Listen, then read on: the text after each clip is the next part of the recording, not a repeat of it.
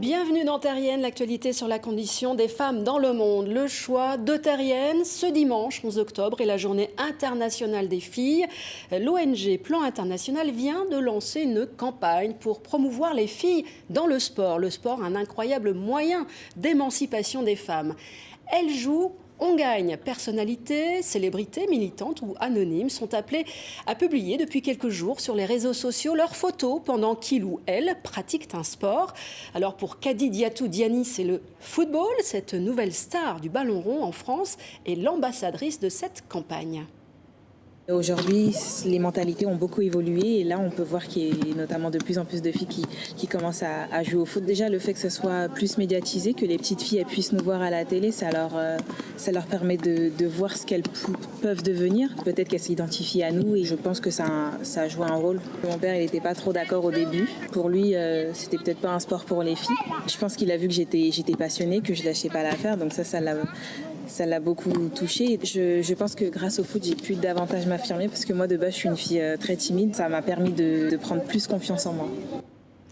Le coup de griffe de Terrienne à l'Algérie est cette liste morbide qui s'allonge jour après jour, semaine après semaine, celle des féminicides. La mort de Chaïma, 19 ans, enlevée, torturée, violée et brûlée par son bourreau, soulève une immense émotion et colère dans le pays et même au-delà. La jeune fille avait déjà porté plainte il y a 4 ans contre son agresseur qui continuait depuis à la harceler sans qu'il ne soit jamais poursuivi. Arrêté, il a depuis avoué les faits. Il reconnaît lui avoir tendu un piège. Sur les réseaux sociaux, les Algériennes se mobilisent avec le hashtag Justice pour Chaïma ou Je suis Chaïma.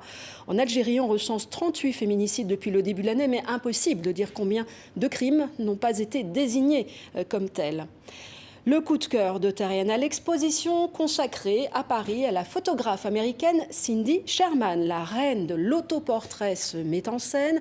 Elle n'hésite pas à jouer avec son identité, brisant les frontières entre féminin et masculin, comme nous l'explique Suzanne Paget, commissaire de l'exposition. Au cœur de toute l'exposition, il y a le problème de l'identité.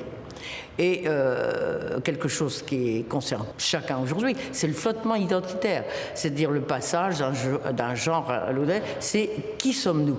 Qui sommes-nous au fond, etc. Et elle, depuis le départ, parce qu'il y a la série Men qui ne parle que des hommes, mais en fait, depuis le début, l'homme, à travers elle, à travers sa figure au fond, est présent dans l'exposition. C'est-à-dire il y a toujours eu le côté androgyne de sa personne, fait qu'il y a toujours eu aussi un passage de l'un à l'autre. Et ça, c'est au cœur même de l'exposition. Et un coup de chapeau au prix Nobel qui se féminise enfin dans les sciences. 3 femmes récompensées cette semaine en physique et chimie. Elles n'étaient que 2% de lauréates jusqu'ici dans le domaine scientifique. Alors bravo. Des infos à retrouver bien sûr sur le site de Terrienne. Sinon on se retrouve ici même la semaine prochaine.